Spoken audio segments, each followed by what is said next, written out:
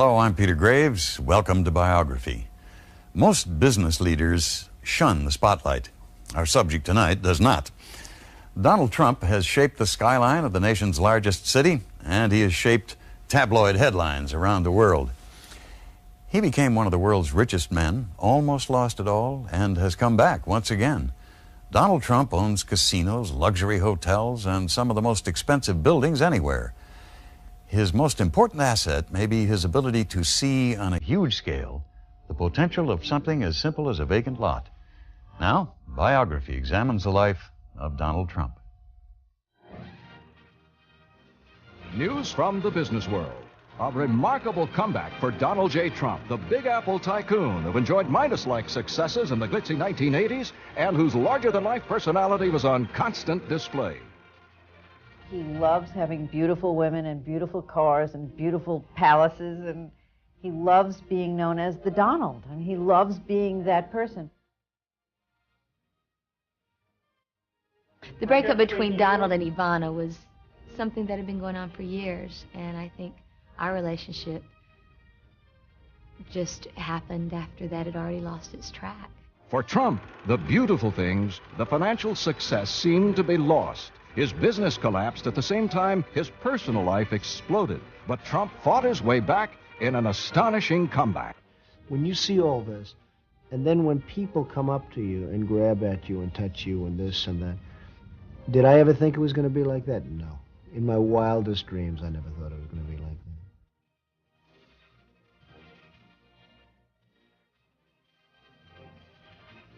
Donald was the middle child of 5, born in 1946 to a pair of romantics. Right after Fred Trump first set his eyes on Mary McLeod, he had rushed home to tell his mother he'd met the girl with whom he would spend the rest of his life. They married in 1936.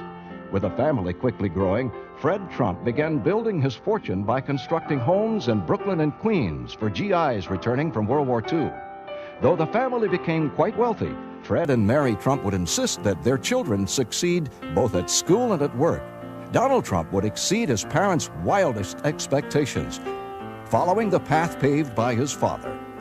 He learned at the feet of a master, and there was always business being discussed in terms of how you build a building, how you get approvals, those types of things. The learning wasn't just from watching.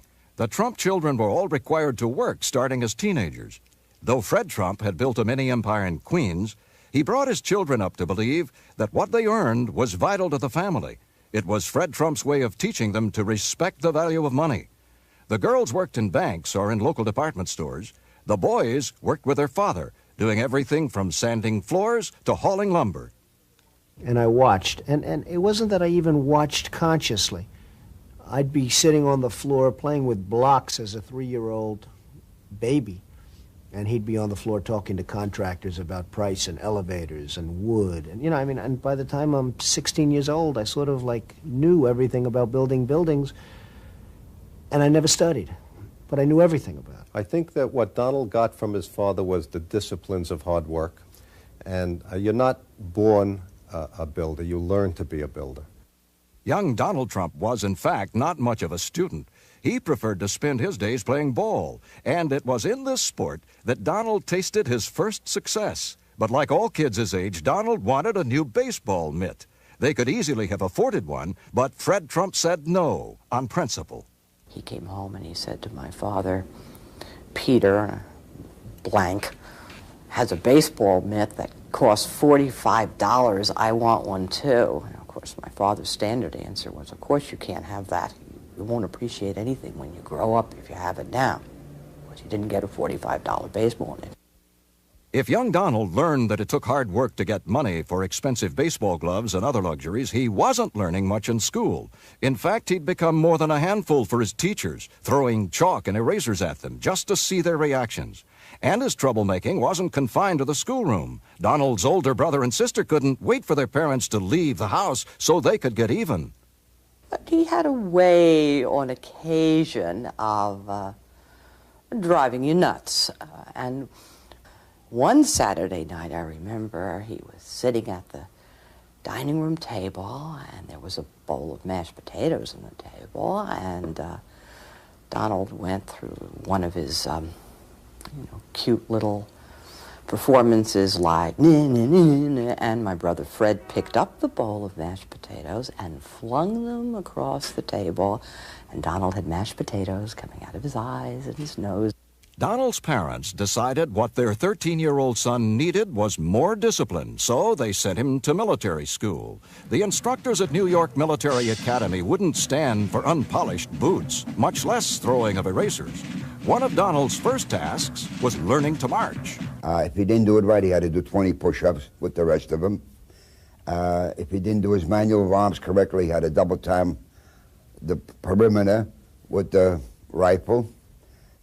Trump, nicknamed DT, began to flourish, even excel at the academy. Among his many awards was one for neatness, and he was promoted steadily within his cadet company to commander of the Honor Guard. In uniform, he led the cadet company in the Columbus Day Parade down Fifth Avenue, past buildings he would one day own. The shrapnel, the yearbook of the New York Military Academy, contained one more notation about DT. It was something that would later seem quite ironic. He was voted ladies' man. That is the vote by his classmates. Donald Trump was a tall drink of water, I used to call him. Blonde hair, good-looking, clean-cut American kid. And when the girls used to come up on Sundays, why, they would all know who Donald Trump is. But Donald's biggest love at the time was still baseball. He was captain of the Military Academy team. At the state championship finals, the score was tied 2-2 with 2 out in the final inning. Donald Trump was up next. It would be the most important at-bat of the season. And this was our last game of the season. And we had a man on third, 2 out. Trump came up to the plate, and he hit a ball to right field. He was a light swing on that one. So the kid scored from third. He went down to first, and he was jumping up and down with joy. Trump was scouted by the major leagues, but never would be seen on a baseball card. He passed up his chance at pro ball for college, Fordham, and Wharton School of Business. After graduation, everyone expected Donald to join his father's company, but his dreams were not of middle-class developments in Queens. Donald Trump was looking across the East River into the skies of Manhattan at a skyline he would one day change. His first bold move would come as he applied one of his father's lessons, which would become his formula for success. Buy when a property and its owner are in distress, then turn the place around. The diamond in the rough that caught Donald's eye was on the most famous street in New York City, 42nd Street. I mean, he told me what he had in mind for the Commodore, asked my opinion, and I basically told him he was crazy. In 1974, at the height of New York City's financial crisis, Trump started talking with the bankrupt Penn Central Railroad about the seedy Commodore Hotel above Grand Central Station. At age 28, when most people would be worrying about buying a house, Trump was pushing a concept that seemed impossible, using a combination of family money, $45 million in loans, and a proposed tax break to finance his first deal. You were going to sell the city to give up their taxes, to be a partner in a new hotel.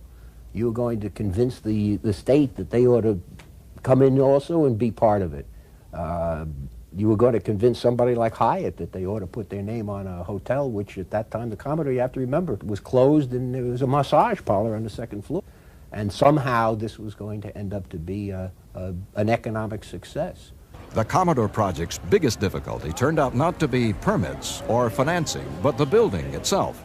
In addition to its bad reputation, the Commodore had tiny rooms, poor ventilation, and structural problems. This made it doubly tough on Trump. His plan, which he'd reuse in virtually all his development proposals, was to rebuild the Commodore into what he calls a world-class luxury property. Donald hired the best architects and the best engineers and say, good, don't tell me it can't be done, tell me how it can be done. It's a classic example of when you're young, sometimes you're not smart enough to know that something can't be done. And Donald never for a second thought it couldn't be done. And he made it happen. The Commodore project, which sparked a turnaround in Midtown New York City, also led to Trump meeting the first of 2 women who would become key factors in his early life. Norma Ferderer was hired as Trump's personal assistant. He's tough. He is tough, and he's demanding. But you know what? You don't think of it on a day-to-day basis because he is so effective on what he's doing, and you understand what he's doing, and you want to be a part of it. Trump would meet the other woman, a model who lived in Canada, when he went to watch the Olympics in Montreal. Ivana Winkelmeyer-Zilnikova was her name. She was 3 years younger than he and had been an alternate on the Czechoslovakian ski team in 1972. In 1977, 1 year after they met, she and Trump would marry and become partners in business as well as at home. And when we got married, I came from Montreal. Then I used to work as a model for 10 years, and I got pregnant. I know the people. I was bored, and Donald put me into the construction of the building and then into the designing, and I got involved very, very much, and I enjoyed those years. The Trumps would have 3 children, Donald Jr., Ivanka, and Eric. And for years, they would lead the kind of life of which most can only dream. As the Trump empire grew, We started young couple, like maybe not like everybody else, because Donald wasn't from the poor family. But Donald started 10 years ago with almost nothing, and he really built $1 billion empire, and I'm very proud of him. in 1981, Trump formally established the Trump Organization, an umbrella company for his deals. Just 1 year later, a skyscraper would rise on Fifth Avenue with a dazzling pink marble atrium and 2-foot-high gold letters announcing the arrival of a new real estate mogul. The building was called Trump Tower, and with the 80s boom in full swing, Donald Trump was on his way. First, there was the Trump Tower. The Trump Plaza, a $125 million residential tower, would soon rise a few blocks away. The success of these projects left Donald Trump with a sizable fortune. He and Ivana soon began a string of acquisitions that dazzled and amazed even the most jaded. They'd add to their list of homes Mar-a-Lago, the legendary 118-room Palm Beach estate built in the 1920s by the Post-Serial family. The Trumps bought it from the federal government for $5 million in 1985, knowing it had $1 million a year maintenance bill. There was the Trump Princess, acquired that same year for $30 million. But the Trumps' first new purchase was a $3.7 million mansion in Greenwich, Connecticut, even though the Trumps planned to live in New York City, in a 50-room, $10 million apartment they'd carved out of the top 3 floors of the Trump Tower. The things Trump bought were all unique, like his construction projects. Still, the most astonishing thing about Trump's new buildings wasn't that they stood out so much from the rest of the architecture in Manhattan. It was the prices he was asking for the apartments in his towers, all of which bore his name. If you get a building with Trump's name on it, you will get more per square foot. That's why people come to him. He does it with the same method he gets publicity. Because your publicity, you get fame, and if you get fame, you say, I live in one of Mr. Trump's buildings. Well, that wouldn't mean anything if Mr. Trump wasn't famous. So he gets himself famous in order to be a better marketer. I tend to create things that sell. I think my greatest strength is knowing what people want, knowing what to create, and then having an ability to get it done. If Trump had become the brand name for the high end of the Manhattan residential market, Trump had also become feared among his competitors, and he wasn't easy on the people who worked for him either. It's such a great disappointment to him when someone really doesn't measure up. And that's sort of like the beginning of the end, if you really blow it, but good out of sheer stupidity. Donald does not take prisoners. Donald sees business as a war. It's not a playground. He has a lot of fun, but there's only one end result in a battle, and that is winning. He likes fights. He likes the idea of the combat in the center of a ring where 2 people have nothing but ability that they lay on the line. Nobody can accomplish a result through politics or anything other than their native-born skills. No, he's not a good Don. I never take anything from granted, no. Don is just a wonderful human being. He's giving and he's warm, and a lot of people, they look at him as a tough businessman, which he is. But Don is, if you're good to him, he's good to you. If you're not good to him, you're dead, because sooner or later he outsmarts you somewhere. Donald Trump's empire expanded at an astonishing pace in the heady 1980s. As his net worth leaped from the millions into the billions, Trump suddenly was not just a developer, he was a true celebrity. More than followed, he was mobbed by television cameras and photographers. virtually every time he went out in public. He was red hot. He was on a roll. There was no question about it. He was on a roll, and everybody that was involved in the financial end thought he was on a roll and was ready to back his play. I remember once riding in a helicopter with him up to the Milton Bradley Company, I believe it was, the game company, when they were making his board game, and we were landing, and the people, the employees were out on the lawn with their autograph books and their snapshot cameras, and as the helicopter was coming down, the wind was blowing them and ruffling the pages of their autograph books, and I remember Donald saying, "This is great, Charlie, isn't it?" Trump clearly knew how to make headlines. When the city of New York under Mayor Ed Koch ran into huge cost overruns and embarrassing years of delay refurbishing the rundown Wallman skating rink in Central Park, Trump stepped in. He said he'd do the job for cost and do it in time for the 1987 skating season. 90 days, and the city would have taken 9 years to do what he did in 90 days. The Wallman rink, I think, had been under construction for 3 years, and I think the city had spent $11 million, and they had nothing. And for under $4 million, he had it opened, and I think there was some excess money which they used to build the refreshment area. But I give Ed Koch and Commissioner Henry Stern tremendous credit for having the courage to say, "Donald, go and do it." And it would have been probably a lot better for them if I didn't do it. But the truth is, for 3.5 months, they have been nothing but helpful. Thank you. You just saw the modest Donald Trump. But Donald Trump deserves an enormous amount of credit, and I am delighted in my capacity as mayor of the city of New York to thank him on behalf of the 7.5 million people who live here. The public truce between the mayor and the developer would not last. Trump was soon seeking city consent for a new project and not getting it. I'm saying that Ed Koch could do everybody a huge favor if he got out of office and if they started all over again. He's squealing like a stuck pig. No, I would say he's got no talent and only moderate intelligence. Suddenly, people started wondering if Trump might be interested in running for office.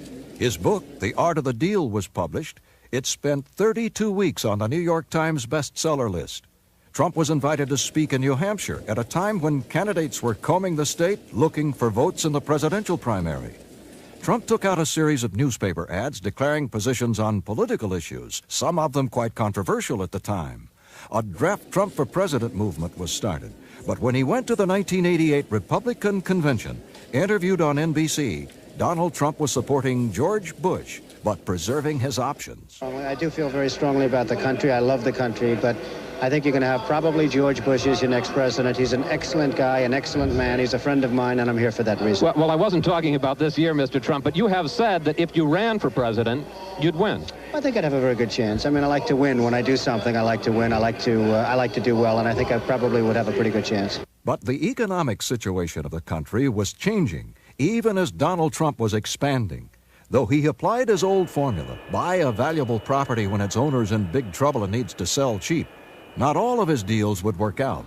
If you would have told me a year ago that I'd ever have the opportunity to own such a wonderful asset, I really would have said it just can't happen. Donald Trump purchased bankrupt Eastern Airlines shuttle. He renamed it the Trump Shuttle. He started a football team called the New Jersey Generals in a new league. There was a TV game show called Trump Card. All flopped. Still, these would be relatively minor setbacks. Trump's biggest new foray was into Atlantic City gambling. He acquired the struggling Harrah's property, renaming it the Trump Plaza, and opening it in May of 1984. 1 year later, he picked up a failing Hilton project, spending $320 million to get the Trump Castle going. Ivana Trump was installed as its chief executive officer for a salary of $1 per year. Though she had to compete against their own Trump Plaza and cut into its business, by 1987, both hotels were solidly profitable, ranking number 2 and number 4 in town. Atop that, Trump was already mounting a running corporate battle that would land him the biggest distressed property of them all, the Taj Mahal. The project had virtually sunk Resorts International. It had 5 years and $500 million invested in the still uncompleted hotel. The Taj would come close to sinking Donald Trump, too, and then, in an astonishing turnaround, bail him out. But as Trump overextended himself financially with the Atlantic City ventures and other acquisitions like the Plaza Hotel in New York City, the Trump problem that would become the most visible had quietly begun growing. Trump had met a young model named Marla Maples in 1985. Just a quick hello, how are you? And I'd seen him at a few different functions in the city at different occasions, and it was always very warm and very nice, and that was it. There was an affection, but never thought of it as being anything more at that point. Donald Trump was atop the business and real estate worlds. He had built towers, owned the Plaza Hotel, bought financier Adnan Khashoggi's yacht, renaming it the Trump Princess. He'd also moved heavily into the gambling industry. Though his next move seemed logical at the time, Trump now says it led to trouble. He named his wife Ivana to run the Trump Castle Casino. And I sent her down to Atlantic City to run a casino, and she did a very good job. The problem was that's all she wanted to talk about. She wanted to talk about the business. Now, I don't blame her, but when I got home at 7 o'clock and I left at 8 in the morning or 7 in the morning, I really didn't want to come home and talk about the win numbers at Trump's Castle. I really wanted to just relax and be with my wife. My wife and helper and a lady of very good taste, so I'm very happy. I'm very happy to have Ivana. She keeps me toned down a little bit. I'm very fortunate because Donald gave me fantastic opportunity. He didn't give me chance, he gave me opportunity. And if I couldn't do it, I wouldn't be here. I wouldn't be here for a month or 2 months. Ivana would be transferred to the Plaza Hotel after it was acquired with the same $1-a-year salary. Donald joked she also got all the dresses she could buy. But Trump says his biggest problem with the marriage hadn't changed. I moved her over to the Plaza Hotel, and it was really more of the same. I mean, we were talking about business, how the hotel's doing, what we're doing. And you know, beyond 10 minutes or 15 minutes, I didn't want to do it. It became more of a business relationship than a family relationship or a wife-husband relationship. The strains on the marriage came at the same time as the near-total collapse of the real estate market. In the midst of it, Trump was rocked by sudden tragedy. One of his helicopters crashed, killing 3 of his hand-picked senior executives, men who had become his friends. Trump himself had considered making the trip. He also talked a lot about fate. I think that he was supposed to go on that trip, and he didn't at the last minute for whatever reasons, so I think he appreciated how lucky he was. He also, of course, appreciated how unfortunate it was to those people and their families, but he was shaken by it. The helicopter crash made him realize that how fragile life was, and that how you can't postpone happiness, and that you have to make the adjustments that you need to find happiness now. And that probably had some effect on hurrying up his decision to end the marriage with Ivana. A January 1990 interview Trump gave Playboy magazine might also have had an effect. When asked if he was monogamous, Trump said no comment. Trump had been a master at getting his name in the newspapers with stories about his amazing successes in business. But now he was being written about in the gossip columns instead of the Wall Street Journal, being linked with a series of actresses and models. His personal life became troubled. He and Ivana had a falling out. Mike Tyson, the fighter who he backed, got knocked out in Tokyo. That happened really over the same weekend. So the news, in one sense, was always bad. The airline business was undergoing tough times. He owned a part of that. The hotel business was undergoing tough times. Atlantic City was undergoing tough times. All these places where Donald had a finger in the pie were strained by a changing economy. There was another change, too.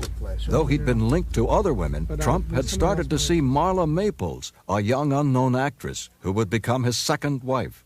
Well, I think I was very much too close to that because of his personal situation at that time. That was always known as off limits to me. Fate kept tempting it, let's put it that way. You know, I couldn't fight it, believe me. I tried, and he tried for many years to fight the connection that we have. And I think when you have a bond with another person, sometimes you just have to see it through and see what it's about, or it keeps coming back in your face over and over again. The relationship was really in the face of Ivana Trump. When photos of Donald and Marla almost together at a boxing match Trump was promoting hit the supermarket tabloids, she said nothing. But then at Christmas, there was a confrontation in Aspen, Colorado. Star Magazine came up with photos of Maples, Trump, and Ivana, and other photos showed a gloomy Trump with Ivana.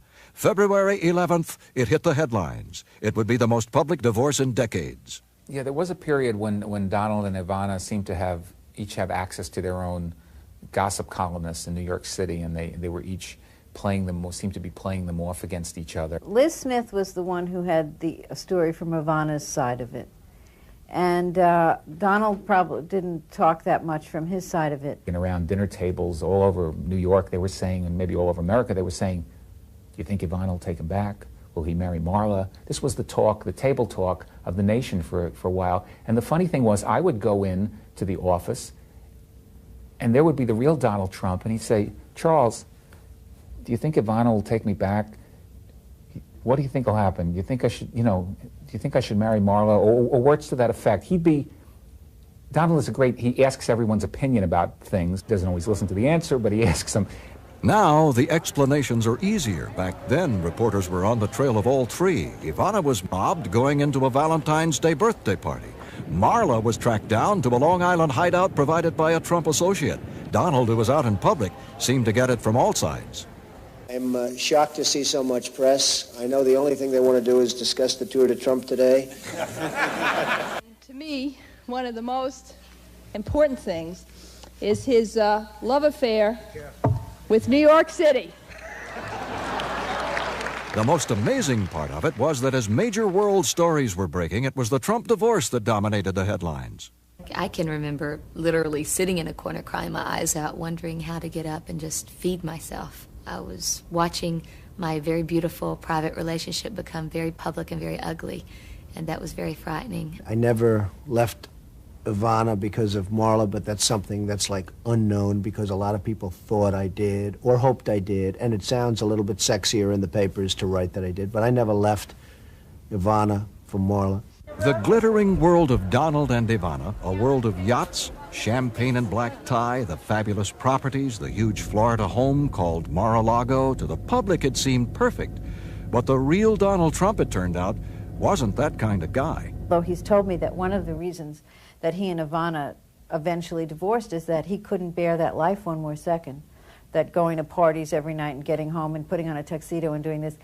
He was happy sitting home on an evening, watching television, having a little spaghetti and meatballs, and that's it. I really don't think deep down he is a pâté kind of guy. I can buy anything I want, but I love where I came from. I love the foods that I grew up eating. When I go to French restaurants and get the best tables and get the phony waiters with the phony accents, and then they give you a plate that's this big and has a tiny piece of pheasant on it with gravy, and the gravy is in 19 different colors and 19 different shades and 13 different vegetables, all of which you hate. And you're supposed to tell this owner or maitre d' what a fabulous meal you had because it's the hottest restaurant in New York, one of 12. And then they give you the bill, and the bill's $143 for the one meal. And you say, am I missing something? One thing Trump never missed was a chance to heighten his celebrity status, which at times rivaled the world's top entertainers, many of whom played at Trump's casinos. In public, people just wanted to get close to Donald Trump. Good morning, Donald. How are you? Are you okay? Can I shake your hand? You all right? Yes, I am, dear. It leads to one of the more revealing asides about Trump's character. He's really not that happy about having to shake so many people's hands. Very often you hear about people who are germ freaks, and they're like Howard Hughes, someone who hasn't bathed in 3 weeks and has 12-inch fingernails and all. Donald's certainly not like that, but he's very fastidious and very cleanliness-oriented. I'm a cleanliness freak. I love washing my hands before I eat. And you go to a restaurant and you wash your hands and you sterilize everything and the water's nice and hot, and then you wash them and again. And then you go to the table and you sit down. And the guy walks out and he says, hey, Mr. Trump, how you doing? I'm a fan of yours. And he sticks out his hand, and then 4 or 5 other people come out. Now, the only good thing is you tend not to eat as much. One thing Trump clearly loves, as much as he did in his early days, is the media spotlight. But that leads to more people wanting to shake his hand. Sometimes you're not in the mood to shake hands with everybody and to say hello to everybody, and you really just don't want to do it. But at the same time, you know that if it ever stops, that's a bad sign because that means you're not there anymore. That means it's over. For a while in 1990, it seemed it would be over. Trump's financial troubles had exploded, and combined with his personal problems, the front pages chronicled a spiraling decline. Trump had built his empire by borrowing huge sums of money, and in June of 1990, he didn't have the cash to make $73 million in interest payments on the loans, including payments on bonds covering the Trump Castle Casino. The banks put Trump on what was for him an almost humiliating budget, $450,000 a month in 1990, $375,000 in 1991, and $300,000 a month for 1992. And the banks demanded he hire a new financial officer. In exchange, he was given enough money to stay out of bankruptcy court. But that wasn't enough to save him. In November, he missed payments to the bondholders at the Taj Mahal Casino. With the Casino Control Commission demanding proof of financial stability, Trump was forced to battle literally 24 hours a day just to stay afloat. I'll never forget having to get up at 3 o'clock in the morning one morning, and it was snowing and like sleet coming down. It was freezing. It was horrible. And I had to go out to a bank and literally go to a bank where groups of people were working on my account and really working hard. And I was calling other parts of the world to talk to bank presidents about my loans.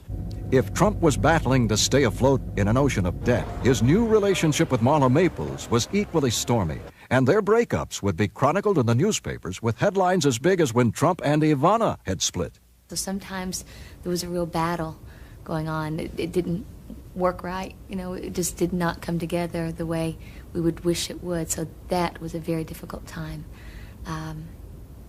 Because it was blown up in such a huge way that affected every single player. We broke up a few times because it was ridiculous. It was a wrong time for me to have a relationship. At the same time, it was also great knowing that there was somebody there. And she was there like nobody I've ever seen. I mean, the level of loyalty was great. And it wasn't like she was being treated so great. He would say to me many times, I just got sprung. I don't know what to do. I love her, but I just got sprung. When he and Marla broke up, he had a huge Christmas party right here, and it was filled with models and celebrities and this and that and the other thing. And you think, well, and the very next day, he was downstairs in the Edwardian room or the Palm Court or somewhere having brunch with Marla for Christmas. The only offer Maples accepted at the time was to do a series of ads for a brand of jeans famous for hiring the other woman. That's the state of our environment. A brand called No Excuses. Playboy magazine offered me $2 million to pose, and hey, Donald might have even liked that, but that was something that it just wasn't in my makeup to do that. You know, every time we broke up, I was left with nothing. I was so enwrapped in the relationship that I wasn't able to go out and create money on my own.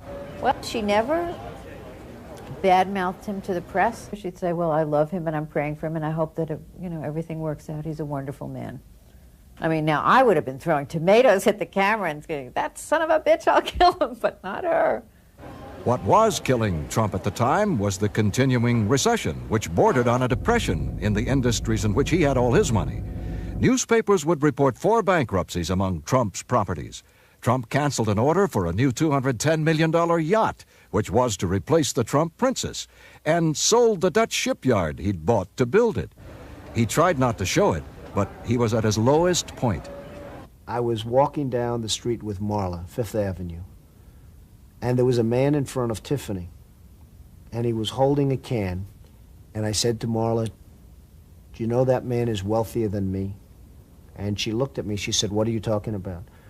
I said, that man across the street is worth $900 million more than me at this very moment. And she said, I don't understand it. He's not worth $900 million. I said, no, let's assume he's worth nothing. I'm worth minus $900 million. Donald Trump faced a desperate cash crunch and an emotional crunch simultaneously. The business crisis came to a head when a major international gambler showed up at the Taj Mahal wanting to bet $12 million on a baccarat game. It was a tough time, and it was, you know, it really defeats the meaning of the word gambling hall. Gambling hall is a euphemism. That's what the players do, not the house. The house isn't supposed to be. It went on for 3 days. We were up $6 million, then he won the 6 back, then we were down 8. I mean, certainly Donald was calling every half an hour at 200,000 a hand. At 14 million an hour, 70 hands an hour were going across that table. It wasn't until much later that the public learned how close Trump had come to not being able to keep his casinos afloat. And it was Donald Trump's father who'd come to the rescue. Fred Trump put $3 million on the line, buying chips, then walking out of the casino. Though Trump would eventually be fined for taking what amounted to an illegal loan under the rules of the Casino Control Commission, it was a revitalizing vote of confidence. When you owe billions and billions, 3 million doesn't mean a lot in one sense, but in one sense it means an awful lot. But it was sort of a sign of confidence. When I was in trouble, people would go up to my father that maybe didn't dig me or didn't like me or didn't anything. But they sort of say, hey, your son's in trouble, and they'd say it in a gloating way. And he'd go and say, and I'll never forget it, and he'd tell this to everybody, bet your entire ranch on the fact that Donald comes back stronger than he ever was before. You can retreat and go away and give up, or you can fight harder than you've ever fought before. And I really took my eye off the ball for a while, and I blame myself. I don't blame a real estate depression. I don't blame anybody. I took my eye off the ball, and I got it back on the ball, and I went back to doing business the way I used to do it, and really focused, and it just worked out. It didn't really just work out. 1991 and 92 saw Trump trying to reduce his staggering debt. He dumped properties like the failing Trump shuttle, sold off interests in some of his major holdings, and was forced to sell the Trump Princess, one of the symbols of his early success. For the highly visible tycoon, who for a while seemed to have the Midas touch, it was a sobering process. Then he'll make a decision, and once the decision's made, I've never seen him agonize over anything too much. Even if it didn't work out for the best, he then makes the next decision. Do we sell this off? Do we try to improve it? Do we try to manage it better? One thing Trump couldn't seem to manage was his tempestuous relationship with Marla Maples. After his divorce from Ivana, the couple went out in public together. Maples took a role dancing in the Will Rogers Follies on Broadway, and then in April 1993, a story hit the newspapers that would once again bounce world problems off the front page. Donald and his unmarried girlfriend were expectant parents. Are we getting married? And if so, when? Who said we're not? That day, Trump and Marla met with reporters, but wouldn't say if they had plans to wed. But managing better was a critical factor in turning Trump's battered finances around. The executives who work for him either succeeded and got rich, or they found out that his management style is not all that gentle. If they're not doing their job, I yell. If they're not doing their job, sometimes it creates the effect to yell, and you get them moving their ass, you get them doing their job. But generally speaking, I'm not a yeller. Trump's relationship with Marla Maples, to some, seems much different from his marriage to Ivana, which friends likened to more of a business partnership. There's no doubt that Donald Trump would rather see his second wife stay at home with their new daughter, Tiffany. I have more respect for a great homemaker as a wife than I do as a wife who's a good wife and a good business person. I have far more respect for a homemaker because in many respects I think it's tougher. I think it's a lot harder to beautifully bring up a family. Most women would agree with me. He can still be controversial and doesn't pull punches when expressing his opinions. But he seemed to grow more reflective after reaching his 45th birthday, something that shows in both his public and private life. The image of me is being like a flamethrower, and I think the actual fact is that I'm much different than that. I think that I'm not a mean guy at all. I think I might be just the opposite.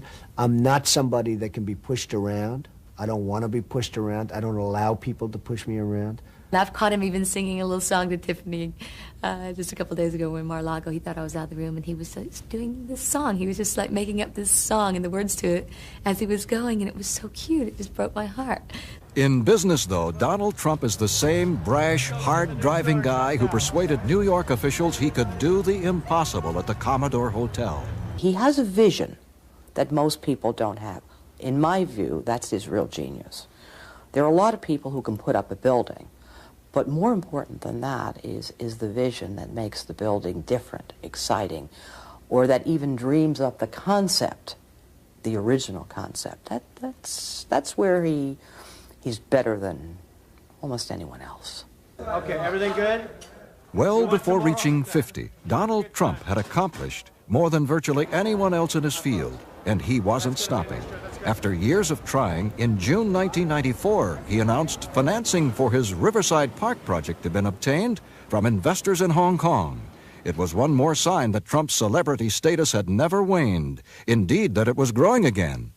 Look back to the 30s and look at the movies they made in the 30s. It was Ginger Rogers and Fred Astaire dancing around these palaces. Everybody else was like broke in a flat trying to have enough money to put ketchup on spaghetti.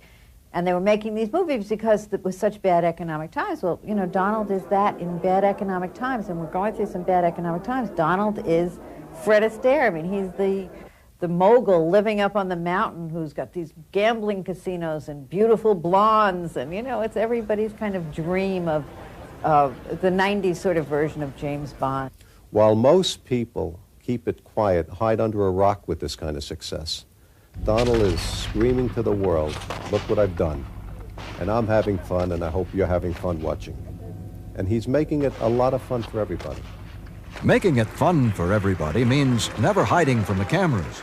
2 months after Trump and Marla had a daughter, Tiffany, they were married with media attention befitting a royal couple at his Plaza Hotel. Despite their past troubles, they appeared to be typical newlyweds.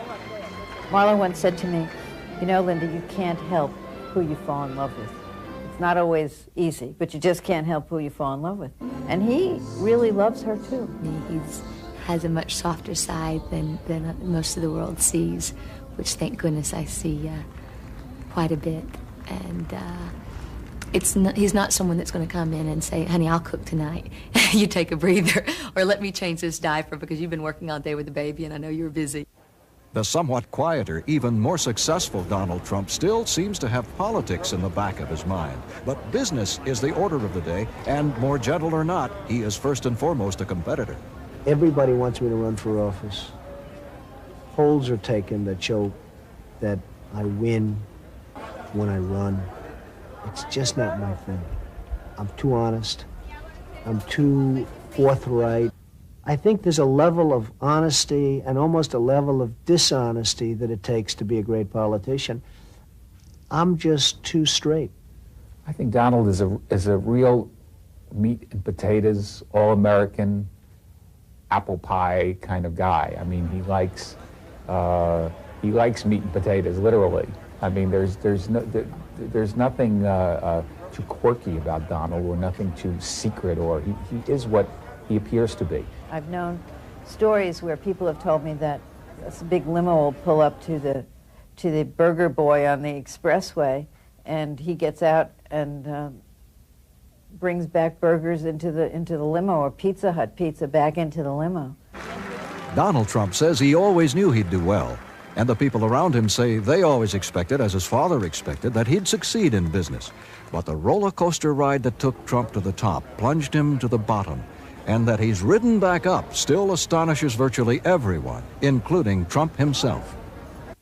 When you see all this, and then when people come up to you and grab at you and touch you and this and that, did I ever think it was going to be like that? No. In my wildest dreams, I never thought it would be like that. In fewer than 50 years, Donald Trump has accomplished more as a businessman and developer than most will ever dream of. And it seems he's always looking for that next huge opportunity. Wherever there are new luxury skyscrapers to be built, new blockbuster deals to be made, and television cameras, you're likely to find Donald Trump.